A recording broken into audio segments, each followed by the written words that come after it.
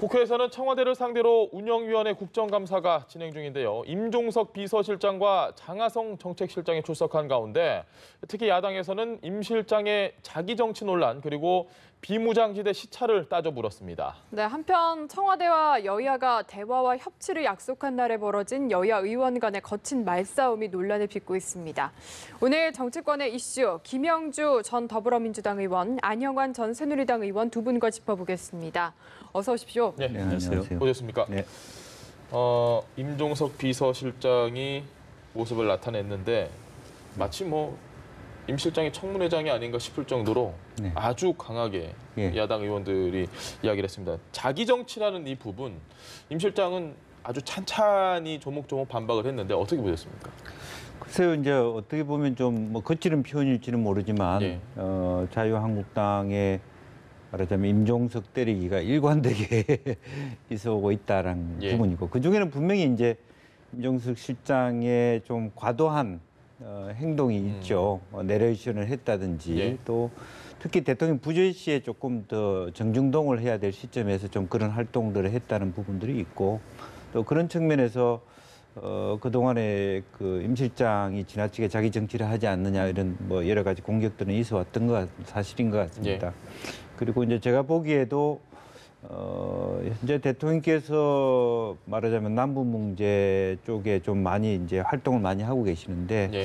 조금 비서실장이 좀 궤를 다르게 해서 조금 경제 문제라든지 사회 문제에 대해서 좀 더 안정적인 기조를 유지했으면 좋겠는데 너무 지나치게 한 방향으로 그렇게 정리해 가는 것들 자체가 또 야당의 그 비판 이전에 국민들이 보기에도 너무 네. 지나치게 올인하는 거 아니냐 이런 우려가 있기 때문에 야당으로서는 그것을 잘 활용하는 공격으로 하는 것 같습니다. 그러나 이게 어떤 그 행동에 있어서의 잘잘못은 있을 수 있지만은 네. 지나치게 자기 정치다 이렇게까지 할 이유는 없지 않느냐 그렇게 생각이 듭니다. 알겠습니다. 이해찬 대표와 이낙연 총리 주말 회동도 지적을 네. 하니까 칭찬받을 줄 알았는데 이렇게 또 이야기를 했었는데 전반적으로 좀 어떻게 들으셨습니까? 글쎄, 저는 국정 운영을 위해서 총리, 대표, 또 비서실장 만나는 것은 타당하다고 부적절하지 않다고 생각합니다. 근데 네. 이제 자꾸 은밀을 만나니까 이건 기자들한테 공개해도 큰 문제는 없습니다. 왜냐하면 그 무슨 외부 호텔도 아니고 총리 공간에서 하기 때문에 네. 그 대화 자체가 3명만 입을 다문다면은 외부로 누설될 가능성은 없는 그런 상황이거든요. 그래서 그 숨기면서 할 상황은 아니었었는데 숨기면서 하다가 이제 드러나니까 뭐가 있는 거 아니냐 이런 의심을 살 수가 있는 것이죠. 그러나 저는 세 사람을 만나서 국정 운영이 원활한 운영을 위해서 이야기하는 것은 별 문제는 없다는 생각이 듭니다. 알겠습니다. 아까 임종석 때리기라는 표현을 해주셨는데 임종석 때리기가 계속되다 보니까 지금 저희도 그렇고 첫 번째 주제로 임종석 실장 얘기도 나오는 걸 보면 오히려 임종석 띄우기가 아니냐 이런 지적들도 있습니다. 이에 대한 분석은 어떻게 보세요? 그렇게까지 깊이 생각해야 될 부분은 아니라고 생각하고 굳이 김성대 원내대표가 임종석 비서실장을 띄워야 될 이유가 뭐 있겠습니까? 예. 임종석 실장이 잘 돼서 나중에 대선 후보가 되면 자유한국당에 이롭다 이런 계산법이 있으면 몰라도 그런 부분은 아닌 것 같고요. 그래서 그렇게라기보다는 실제적으로 어쨌든 방금 전에 이야기로 돌아가면 예. 이제 이낙연, 이해찬, 임종석의 회동에 대해서도 한편으로 보면 그날 분위기가 보면 김성태 원내대표가 과거에 박근혜 정부 때 여러 가지 어떤 이 몇몇 소수의 사람들의 네. 의사 결정 자체가 나라를 망치지 않았느냐 이런 네. 내용도 김성태 원내대표한테는 어떤 면에서는 중심으로 대통령께 드리는 고언 같은 그런 부분도 좀 있다고 보여지고요. 예. 다른 한편으로 부정적으로 해석하기 시작하면 대통령이 너무 이 사람들한테 맡기는 거 아니냐. 이것이 어떻게 이 논의가 대통령과 뜻이 똑같이 가져가는 것인지 아닌지 정확하게 컨트롤 하고 있는가. 이런 문제의식도 있거든요. 예. 네, 그런 부분들이 같이 저는 깔려 있다고 보고 어떻게 보면 김성태 원내대표의 아주 뭐랄까 순진한 면모가 그대로 들어있다 그렇게 보여집니다. 알겠습니다. 그럼 저는 이제 아마 현재 야당에서 임종석 실장을 공격하는 건 이제 두 부분이 있습니다. 예. 첫째는 최근에 일련의 행동이 국민들의 굉장히 부적절해 보인 건 맞습니다. 쉽게 말해서 국민 밉상이 되어간다는 이야기도 있어요. 게다가 이제 여권 내에서조차 문제 제기가 나오고 있습니다. 전 대통령 비서실장이 과도하게 자기 정치한 거 아니냐. 이건 사실 야권 이야기뿐만 아니라 오히려 여권에서 이야기가 많이 나오고 있습니다. 그렇기 네. 때문에 그 점을 정말 때리는 것이죠. 또 하나는 임종석 실장의 상징성입니다. 사실 야권에서 볼 때는 현재 청와대의 운영이 예. 80년대식 이념에 매몰된 철진한 이념에 매몰된 경험 없는 사람들의 국정 운영이 아닌가. 과도한 국정 운영 이념 지향적으로 몰고 가는 거 아니냐라는 지적을 하고 그런 생각을 많이 하고 있습니다. 그 상징성에 임종석 비서실장이 있는 것이죠. 어쨌든 청와대 비서실장이기 때문에 그래서 그런 맥락에서 임종석 실장을 공격하는 양측면이 있는 것 같습니다. 알겠습니다. 네, 어쨌든 이렇게 임종석 실장이 좀 화제가 되면서 뭐 비서실장의 역할에 대한 이야기도 많고요. 뭐 역대 비서실장들과 비교하는 경우도 있는데 좀 임종석 실장이 봤을 때 역대 실장들과 보다 좀 더 뭔가 역할을 넘었다거나 과도하다고 생각하시는지도 궁금합니다. 보기에 따라 그렇죠. 과거의 비서실장은 대통령과 나란히 사진을 찍지 않았죠. 예. 어떤 면에서는 메인 화면에서 사라져주는 게 비서실장의 몫이었어요. 근데 지금은 대통령과 나란히 들어와서 같이 행동을 똑같이 한다는 면에서 그야말로 어떤 실세라는 모습을 그대로 보여주는, 과거에는 뒤에서는 실세일지 모르지만 화면상으로는 안 나타주는 그런 역할인데 지금 완전히 스타일이 다릅니다. 이제 그런 면에서 과거 관점에 익숙해진 분들에 대해 보시기에 따라서는 굉장히 뭐랄까 적절하지 않아 보이는 그런 것이 그대로 드러나는 것이죠. 예. 대통령님 들어오시고 다른 분들 만나게 하고 뒤에 따라오는 일정인데 지금 계속 자료 화면입니다만은 계속 나오는 화면은 대통령이 나란히 들어오면서 감사하는 화면이 주로 많이 나오기 때문에 그런 면에서는 임종석 실장한테는 또 그런 화면이 자주 있는 것이 아니지만 예. 언론에서 그런 화면을 많이 쓰지 않습니까? 예. 다 나란히 두 사람 대화하거나 같이 등장하는 부분이 예. 손해가 되는 부분도 있을 것 같아요. 아, 사실 오히려. 본인이 억울해하는 부분도 있지만 어쨌든 그런 면에서는 뭐 그게 화면상의 문제든 아니든 간에 실제적으로는 태도나 과거의 관행과 전혀 다른 행동이라고 보여지고 예.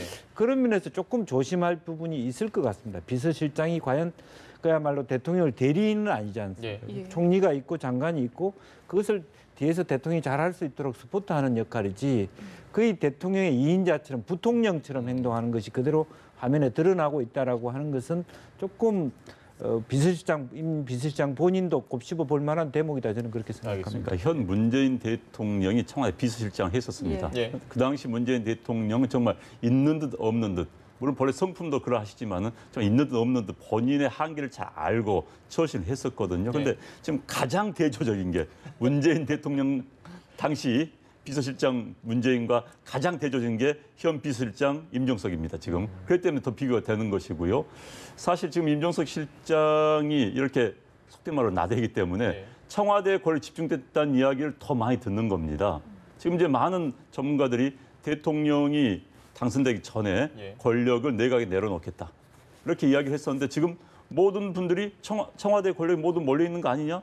뭐 장관 이름 몰라도 청와대 수석 이름 아는 이런 세상에 돼버렸다라고 지적을 많이 합니다. 또 그 정점에 임종석 실장이 있는 겁니다.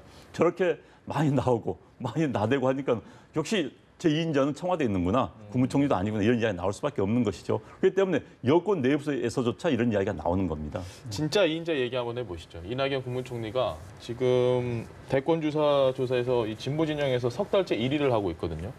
뭐 충분히 그런 거는 뭐 저희가 크게 이슈가 될 부분은 아닌데 중요한 건 이낙연 총리의 행보를 놓고 당연히 총리가 야권 인사들 만나는 거는 뭐 원래 해야 될 일일 수도 있는데 또 여러 가지 해석이 있습니다.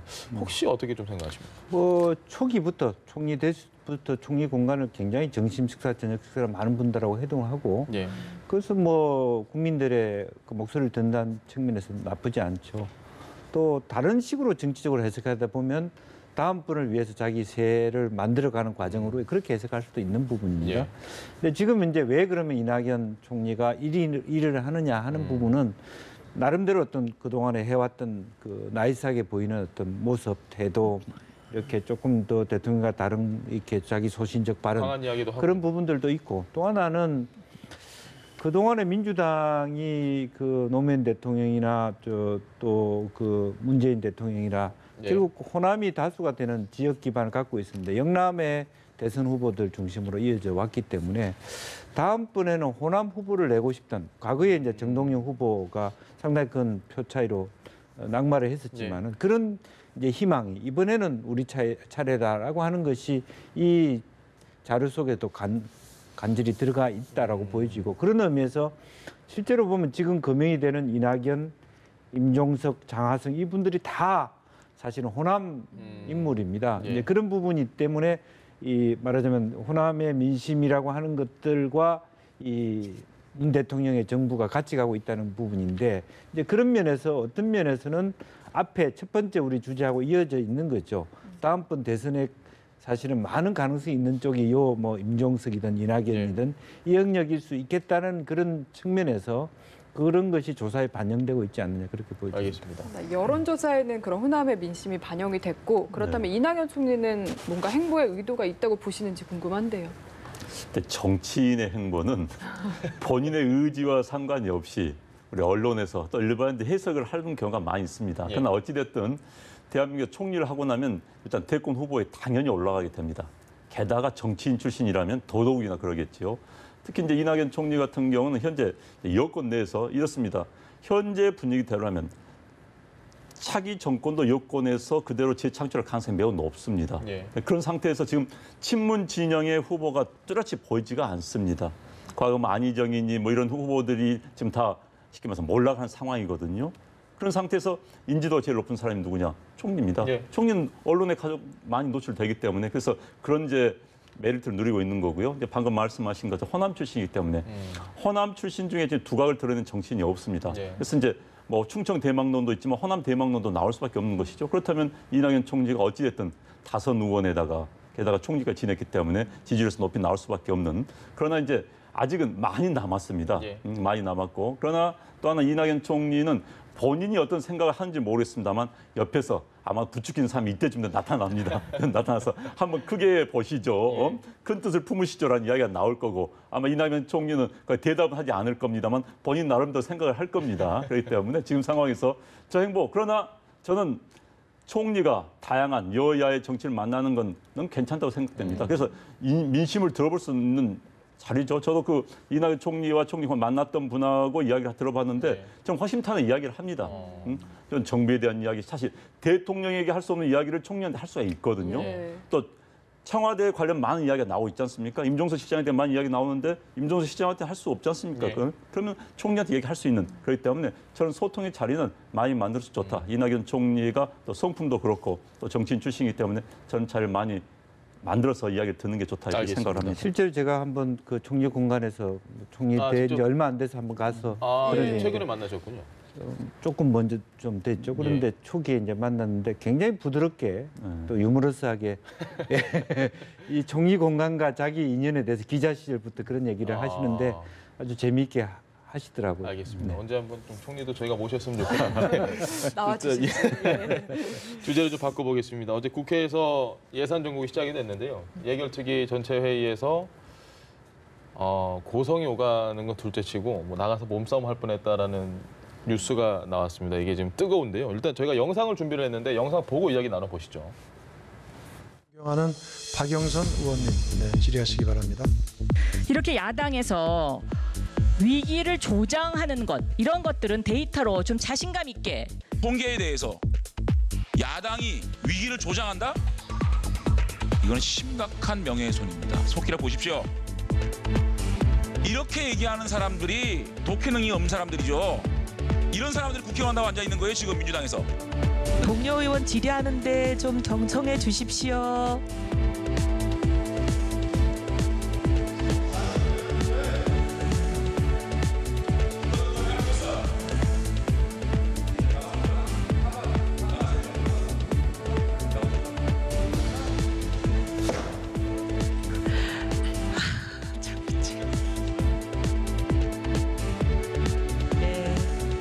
위원장님 계속 하시죠. 예. 네, 좀 익숙한 장면일 수도 있고요. 근데 저 내용이 사실 단순한 것 같지는 않아요. 그냥 뭐 서로 감정 싸움일 수도 있는데 네. 숨은 내용들도 분명히 좀 있는 것 같습니다. 어떻게 분석하십니까? 뭐 저기 자유한국당에서 그 조광특위나 이런 쪽에서 투쟁력을 1순위로 삼아서 SNS는 활동하고 언론에 노출도 하고 대여 투쟁력을 하니까 바로 이런 상황이 벌어지는데요. 성공한 거네요. 그럼. 예, 특히 이제 탈당을 하고 돌아오신 분들한테 굉장히 다음에 선거를 준비하기 위해서 이런 부분들이 필요한 거고 농담입니다만은 예. 우선은 우선 경제 기조에 대한 토론은 세게 붙을 수 있다라고 생각이 들고요. 또 한편으로는 예산만 놓고 볼 때는 여당이 이로울 것 같이 보이지만 야당이 이롭습니다. 정부의 관료들은 여당은 자기 편이라고 생각해서 우는 아이 떡 하나 주듯이 야당 그치는 야당에게 많은 선물을 하게 돼 있습니다.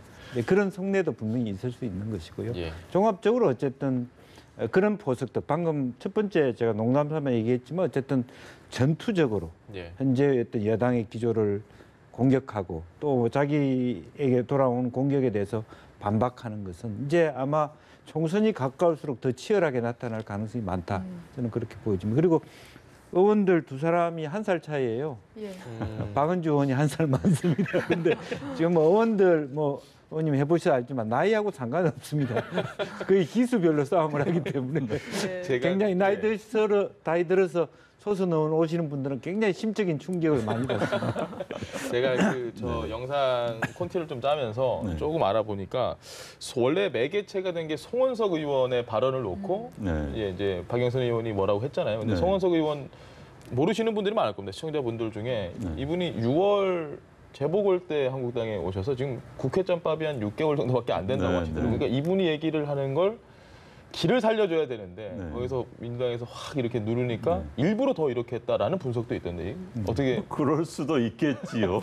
일단 의원들의 개인차가 굉장히 큽니다. 예. 싸우는 것도 저게 이제 자꾸 이제 음모론적으로 본다면은 뭔가 음모를 가지고 싸웠다 이렇게 할 수도 보일 수 있겠지만은 또 개인차, 욱하는 성격을 가진 분들이 계세요. 기분이 나쁘죠. 네, 그런 분들이 있어요, 사실. 그다음에 이제 또 다른 의원들이 나서지 않으면 나라도 나서야 된다. 강박관념 쌓인 의원들도 있습니다. 나섰을까요?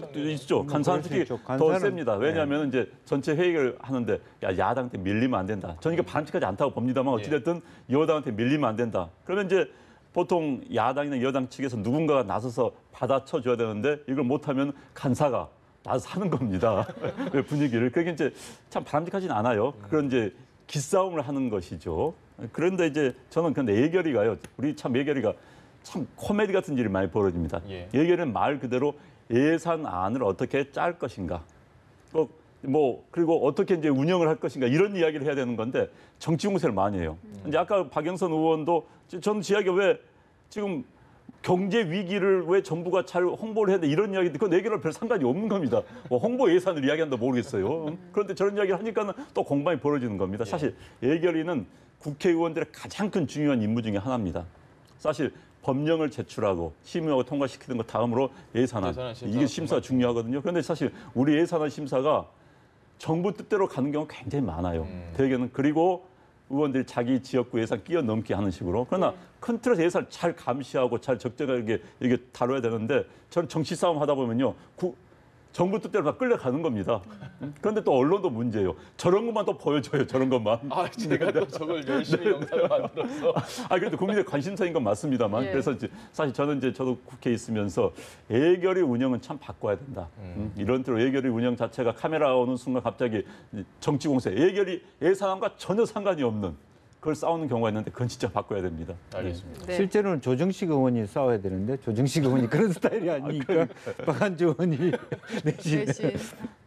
두 분이 로텐돌로 나가셔서 실제로 몸싸움은 안 하셨다고 합니다. 그러니까 또 카메라가 안 가면 안 합니다. 카메라가 안 가면 안 합니다. 그런 의원들 계세요. 가만히 있다가 카메라 졸고 있다가 카메라 들어오면은 갑자기 소리를 높이시는 분 계세요. 갑자기 카메라 들어오는 순간. 상임위에서 그런 경험 있어요? 저희들은 그런 스타일은 아닙니다. 알겠습니다. 네, 알겠습니다. 어쨌든 국회 예결위에서는 몸싸움 직전까지 갔던 막말이 있었는데 어제 손학규 대표는 또 유체 이탈 화법이라고 해야 될까요? 또 발언이 논란이 됐습니다. 일단 영상부터 보고 이야기 나눠보겠습니다. 요즘은 음주운전을 아주 조심을 하지만 아직 나도 아주 젊었을 때는 음주운전을 좀 했었어요. 네, 이게 정말 난데없는 자기 고백이었는데 예. 자리가 이 음주운전 가해자 처벌을 강화하는 윤창호 법을 이 윤창호 씨의 친구들이 법안 통과를 촉구를 하기 위해서 국회를 방문해서 네. 면담을 했던 자리였습니다. 네, 네. 좀 적절하지 못했다는 지적이 많은 것 같은데요. 그렇죠. 이제 상황이 상황인지를 좀 신중했을 필요가 있겠죠. 물론 이제 본인은 젊은 분들 왔기 때문에 좀 솔직하게 이야기를 한다. 이제 친근감 표시. 네, 그렇죠. 하고. 분위기를 좀 부드럽게 하기 위해서 하실 수 있었겠습니다만은 지금 저 말 발언 하나 하나가 전체 지금 국민들의 방송이 될 수 있고 네. 또 알려질 수 있다는 걸 고려한다면은 손학규 대표가 그런 스타일은 원래 아닙니다. 굉장히 신중한 분이신데 어제 제가 보기엔 저것은 좀 실수를 하지 않았나 싶습니다. 네. 그 바로 일단 사과를 했기 때문에 네. 일단락이 될 것 같은데 배현진 대변인 같은 경우 한국당 배현진 대변인은 어제 지금 윤 씨가 내사 상태거든요. 네. 근데 뭐 사망 관련해서 이야기를 하는 바람에 또 그것도 지금 논란이 됐습니다. 네. 어떻게 보십니까? 사실은 이제 그 사실관계를 정확하게 인지하지 못한다는 것도 문제고요. 예. 그래서 여러 가지 많은 사안이 있으니까 그럴 수 있습니다만은 실제적으로 이 말하자면 그 자기가 해야 될 일을 충실하지 안 하고 있는 것이다. 그렇게 이 사안이 어떤 사안인지 예.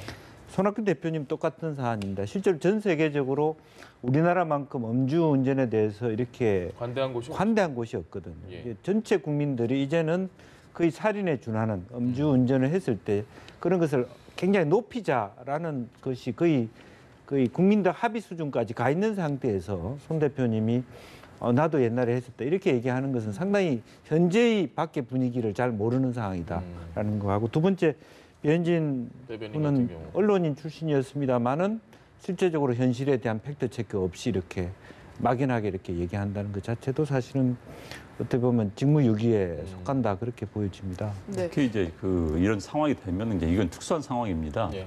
대변인들 정확히 상황 파악을 하고 그 말 하나 굉장히 영향을 미칠 수가 있거든요. 아마 지금 제가 보기에는 손학규 대표도 아마 참모들이 제대로 된 정보와 이게 사실 당 대표 정도 되면 말씀 자료가 올라옵니다. 예. 말씀 자료가. 그래서 저런 상황이랑 그런 콘티대로 했으면 좋았을 텐데 너무 자의적인 발언을 하지 않았나 싶고요. 배현진 대변인 방금 말씀하신 것처럼 충분한 숙지가 안 된 상태에서 그러니까. 대변인직을 지금 하고 있는 것이죠. 대변인으로서는 진짜 과도한 큰 실수죠, 저건. 네. 알겠습니다. 배현진 대변인이 그렇게 잘못 발언했는데 이걸 또 김병준 비대위원장이 받았다고 해야 될까요? 희생이라고 또 표현을 연달아해서 더 논란이 되더라고요.